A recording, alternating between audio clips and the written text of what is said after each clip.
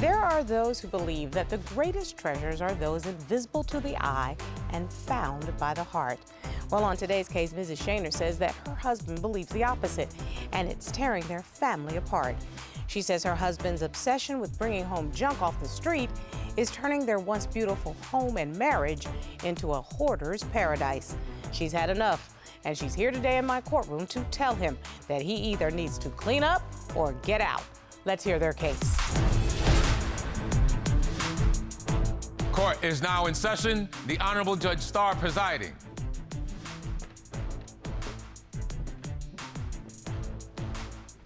Your Honor, this is the case of Shaner versus Shaner. Thank you very much, Mrs. Shaner, Mr. Shaner.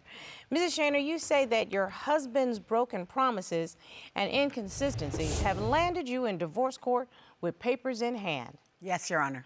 And Mr. Shaner, you say you are not ready to call it quits on your 8-year marriage, and today you will prove it. Yes, Your Honor. So, Mrs. Shaner, it looks like you all have a lot at stake here. You have now been married 8 years, but you've been together for 9. You have 1 child from a previous relationship, but you all do have a 7-year-old together. Yes, Your Honor. So this impacts on your children's lives, what we do here in court today. Tell me why we're here, Mrs. Shaner. Well, Your Honor, my marriage is junky. Uh-oh. And Jeff needs to clean up or get out. He's been disrespectful, lazy, not keeping up with finances. He's making promises he can't keep. And if he doesn't agree to go to counseling today, then I'm kicking him to the can. So you basically said it's time out for this junky marriage. Yes. Mr. Shaner, what do you say? Yes, Your Honor. I agree I'm not perfect, but nobody is. I love my wife. I love the family we created together.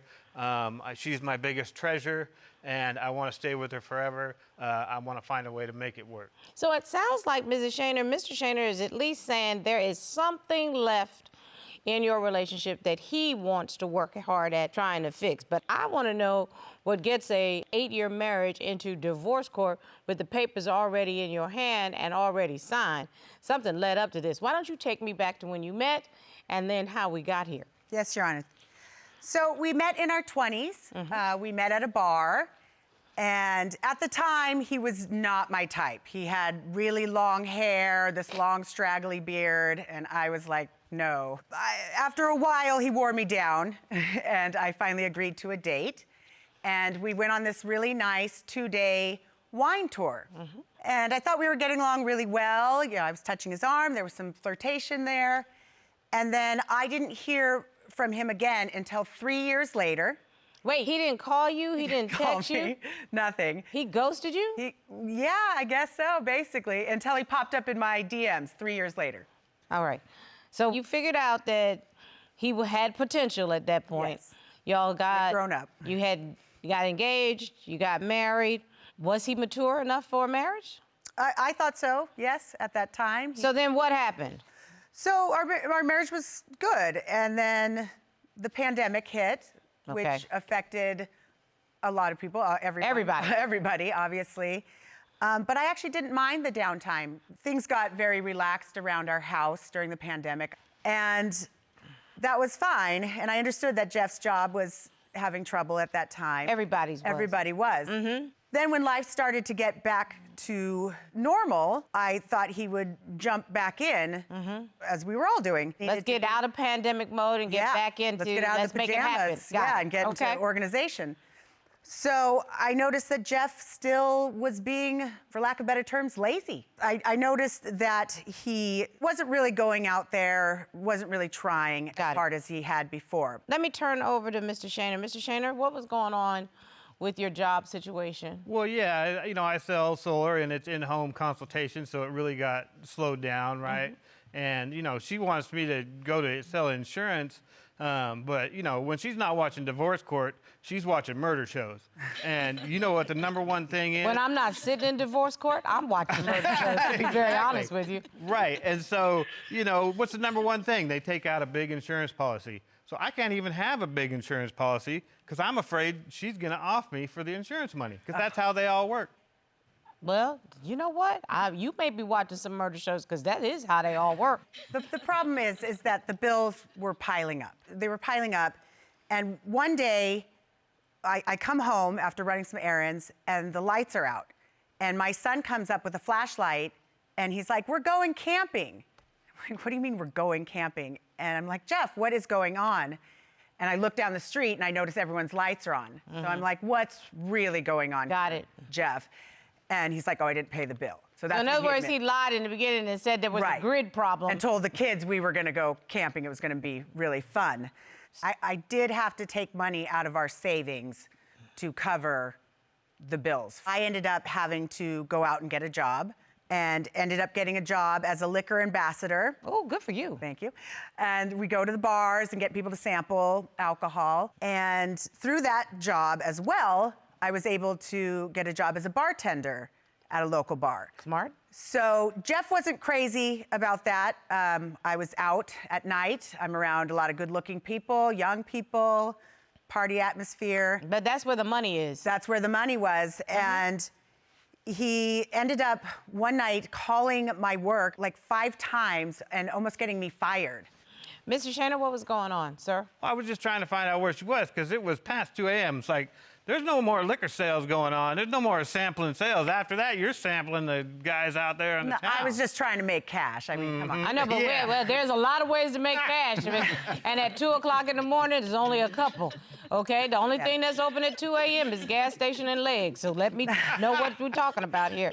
Ms. Shaner, I understand your husband being concerned that you weren't home by 2 a.m. So what was that about? So you don't just float right through it like, I was doing I was being social. I was trying to make connections and get to know everyone and be the life of the You can do that party. at 2 o'clock in the afternoon. You could do that at 8 o'clock at night. But at 2 o'clock in the morning, Mr. Shaner's wife and the mother of your children might need to be at the crib. I'm just saying. Yes, Your Honor. That's what I'm saying. Well, Yes, ma'am. yes. Keep going. Well, it's hard to want to come home a lot. See, you know, I picked up on that. I know. Your issue is you knew good and doggone well you didn't need to be out till 2 o'clock in the morning, but now you are irritated and you didn't want to be there. Now tell me why you didn't want to be there. On Mother's Day, I laid in bed waiting and thinking, oh, they'll bring me coffee and breakfast in bed. And I waited and nothing happened. So I came out, and in the living room, Jeff's passed out on the couch, snoring away. So I start cooking breakfast. I serve the children and Jeff on the couch. He didn't wake up. No bueno.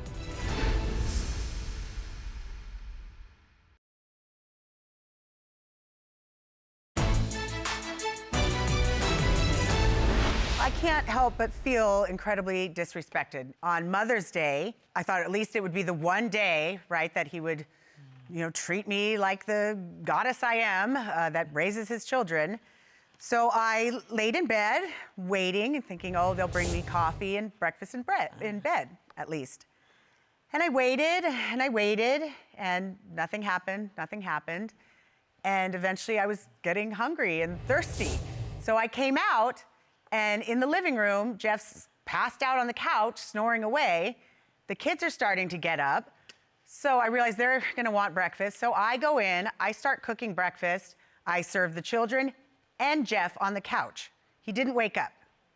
No bueno. On Mother's Day? On Mother's Day. No, honestly, I was going to take her out to dinner, and she said she wanted to sleep in. So that's what I thought the plan was. So I quietly went and laid on the couch to sleep in. Honestly, it wasn't like I was trying to avoid or anything like that. She just misunderstood. Like, How about I'd like to sleep in, and then when I wake up in the morning, can a sister get some Waffle House or something? Right? No, well, I had Or planned. some IHOP? The Mother's Day is about just honoring the mother. She's vegetarian, so it's hard to just order. I had planned on getting the potatoes out and all the vegetables and scrambling up a nice omelet. I cook you meat every day. You can make some veggies for me one day. I was going to, but you said you wanted to sleep in. The way people sleep in, I don't know how it works in your house, but they sleep in until the bacon start frying, then they wake up, okay? But she's vegetarian. Okay, well, until the veggie. peppers and onions start frying, okay? And I got nothing for When the Father's Day. peppers and onions start frying, everybody starts to wake up Yes. in the house. You can make beautiful hashed brown potatoes. That's completely vegetarian with peppers and onions and potatoes. And a nice cup of coffee and a sweet Boom. kiss, I would have woke up and been happy to wake up. That's called being lazy and inconsiderate. Sorry, Mr. Shaner. I mean, I'm going to call it as I see it. It's Yeah, lazy yeah, and yeah, inconsiderate. take them. Bad.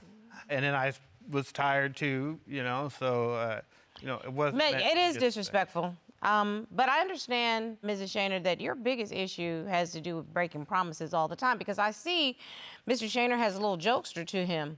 Yes. But that has led to broken promises and this new obsession of his. Talk to me about that. Yes, so Jeff likes to call himself a treasure collector.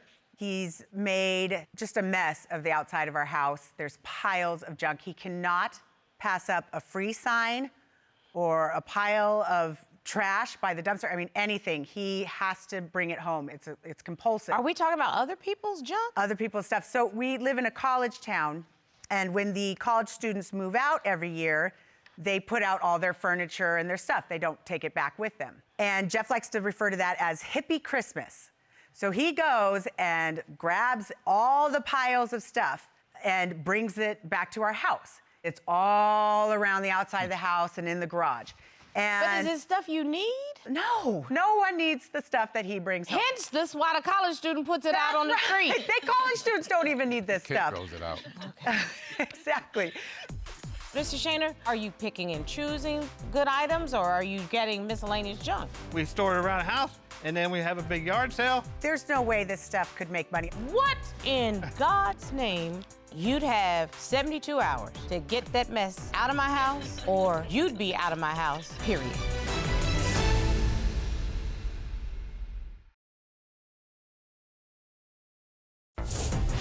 If you'd like your case to be heard on divorce court, call us toll-free at 1-877-311-2222 or log on to our website at divorcecourt.com. Missed a show? Watch full episodes on our streaming platforms and follow us on social media for exclusive content.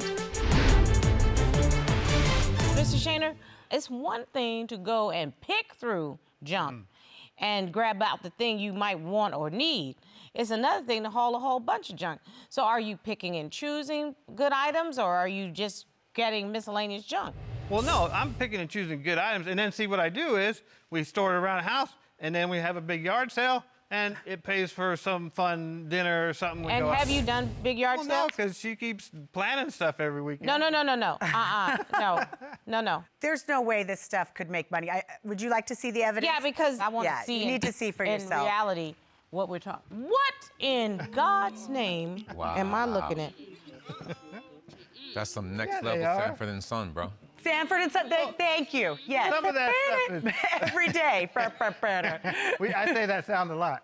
Some of that's metal detecting fines there, and those are duck decoys. Those are worth We don't money. need that. No one needs that many ducks. Those are bike parts, and that's inside the garage. That's all my man. tools that I fix That's stuff crazy. with. All that stuff fit in the trunk of my car. I bring it home, and like I said, eventually there's going to be a yard sale. but Eventually. Stuff keeps coming up Mr. every Shaner, weekend. for real though, Yeah. I'm gonna just say this from the heart.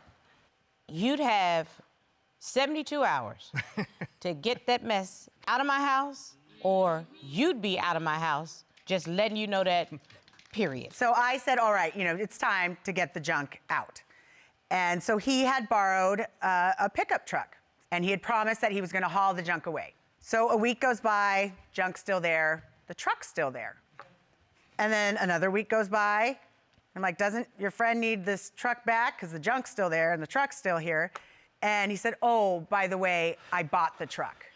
So he bought the truck without telling me, and the truck still didn't take away the junk.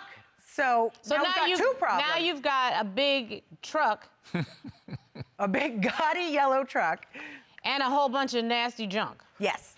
Okay, sir. Okay, so I didn't buy the truck. I traded my yard cars that I had. Did you submit them? Yeah, Okay, there it is. I got rid of my 59 and my 60s, and so I did get rid of some stuff. Well, Jeff calls these his yard cars.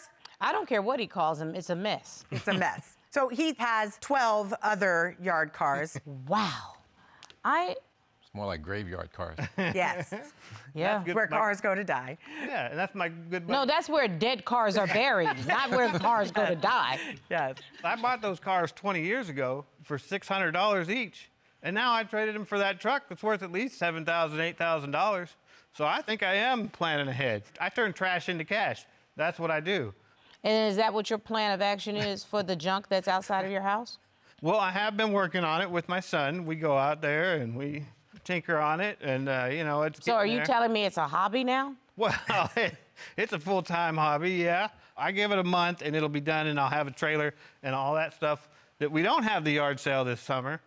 We'll sell it, In all honesty, Mr. Shaner, it sounds like a woulda, coulda, shoulda, and a whole lot of promises you are not either willing or able to fulfill. Mrs. Shaner, this has been festering for a while. Yes. Have you all sought outside help? Well, so that's why I'm here today. I had suggested in the past that Jeff and I go to some sort of counseling. And That would be good. He's just hasn't been receptive to it at all. He says, why would I go to someone else for my problems, yada, yada. But I need someone else there to help me communicate my frustrations with Jeff. That's why you're here. And Yes. to be honest with you, I see you handling that gray folder, which holds divorce papers.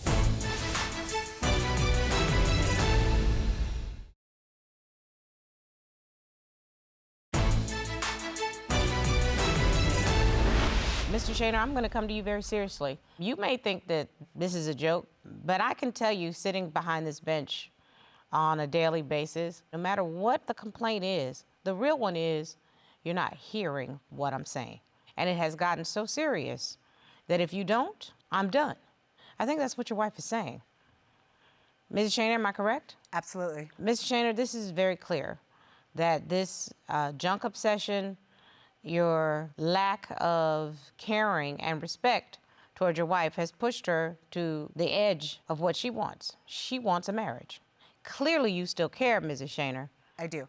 But the issue is your lack of respect for her needs. And in every relationship, needs change. And her needs have changed. You have to be willing to try to meet those needs. Again, tag your it. What are you prepared to do in order to save your marriage? Yeah, I'm willing to clean up the junk in all seriousness. I want to save our marriage.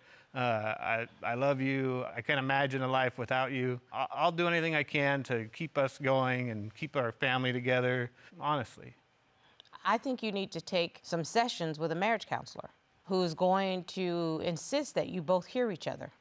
You're going to need to listen to what Mrs. Shaner shares in terms of what she needs. And Mrs. Shaner, you're going to have to listen to him because this is a lot deeper than hoarding junk. He's holding on to something so that he can maintain control. Yes. Mr. Shaner, you need to figure out why you feel like you lost control during the pandemic and this has accelerated. And I think counseling might help you open that door, but you're going to need to walk in there with an open mind and an open heart. I would like to, on behalf of the court, offer that to the two of you if you'd be interested. Otherwise, Robert, will you retrieve the divorce papers? Sure.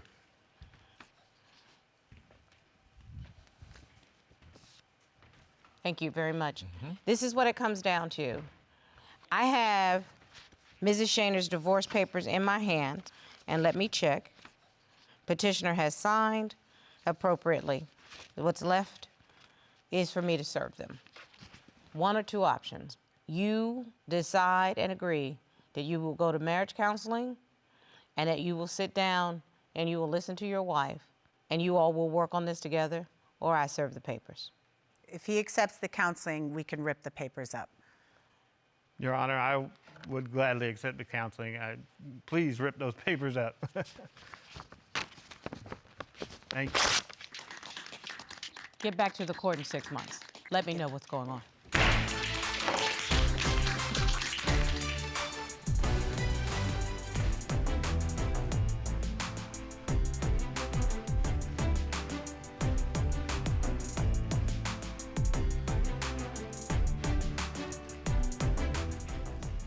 Well, Robert, they actually have a chance, but Mr. Shaner's going to have to take some responsibility and accountability. He's using this lucrative junk collection to get past the hurt. Yes, and at some point, hurt people, and that's what we've been saying.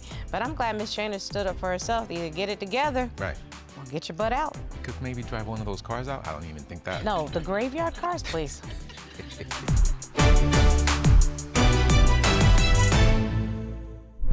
Made in Georgia.